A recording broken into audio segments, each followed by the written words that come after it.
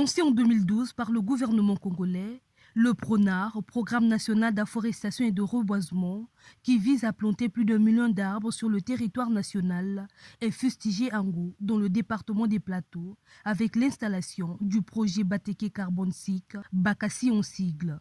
Implanté dans une réserve de plus de 70 000 hectares, dont les opérations de planting d'arbres se feront sur 55 000 hectares, Bakassi n'a pas respecté les règles de l'art, notamment obtenir le consentement des propriétaires terriens, en l'occurrence les populations autochtones. Ces derniers ont émis une sonnette d'alarme à l'endroit des autorités. Saisi par la commission de consultation des peuples autochtones, qui a tenu une conférence de presse le 13 janvier dernier, faisant la restitution de cette mission. Nous avons donc eu des échanges avec les autorités locales, les parties prenantes, les directions départementales au niveau du département des Plateaux, et aussi rencontrer les ONG, entre autres la commission Justice et Paix, qui fait partie des ONG qui ont donné une alerte sur le respect des procédures autochtones dans le cadre du projet Bakassi. Nous avons donc élaboré une feuille de route et planifié la consultation des populations autochtones.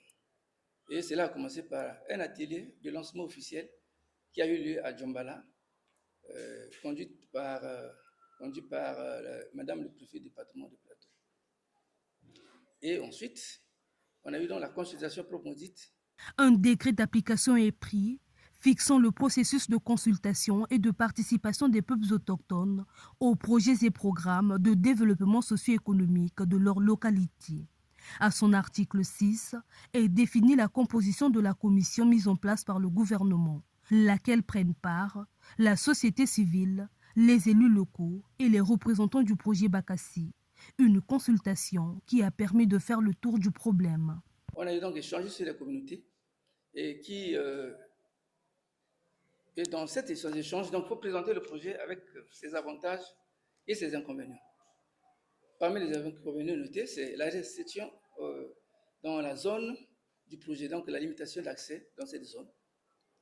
La non-pratique de l'agriculture dans la zone qui est déjà concédée au projet. Et il fallait voir avec les populations comment on peut trouver une alternative à cette question importante.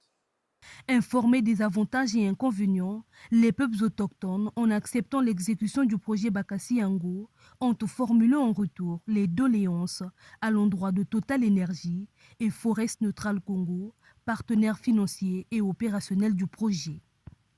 Au regard de ce que le projet a déjà commencé à produire, quelques autochtones sont déjà employés dans cette société qui travaille et de société de plantation. Donc, ça génère un peu de l'engouement dans certaines familles. Ils ont dit non, le projet peut continuer, non, on accepte, mais entre-temps, nous avons d'autres préoccupations. Les préoccupations liées à la construction des bâches à eau, parce que la zone, l'eau est un peu plus ou moins difficile. Il faut mettre à disposition les moulins à foufou, les appuis aux activités agricoles et sécuriser aussi leur zone d'activité, leur zone d'usage, et aussi augmenter le nombre d'autochtones, donc revoir le taux des autochtones en termes d'emploi dans le cadre de la mise en œuvre de ce projet. S'en est suivi une étape qui nécessite la vigilance de la population, le processus de validation des résultats ainsi que du rapport de la commission de consultation dans lequel est émise une recommandation phare.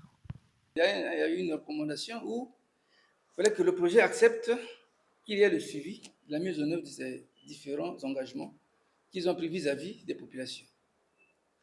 Et 2 missions ont été donc prévues pour 2024, en janvier et en juillet. Donc, je crois qu'avant la fin de ce mois, ou en fait à la fin de ce mois, nous avons réalisé une mesure de suivi pour voir à quel niveau le projet est en train de mettre en œuvre des engagements qu'il a pris face à face des populations autochtones impactées par ce projet.